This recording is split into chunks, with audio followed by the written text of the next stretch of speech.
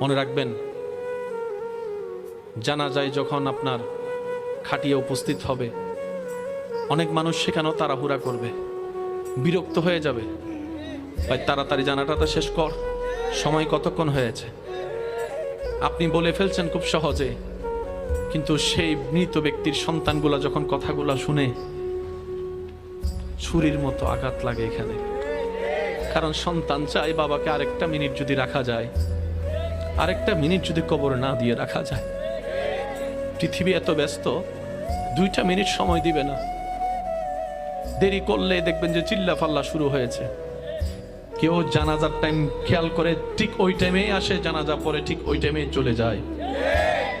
অল্প কিছু মানুষ কবর পর্যন্ত যায়, অল্প মানুষ কবরে নামে, অল্প মানুষ মাটি দিয়ে একটু, তারপরে জিয়ারত করার সময় দেখবেন মানুষ আরো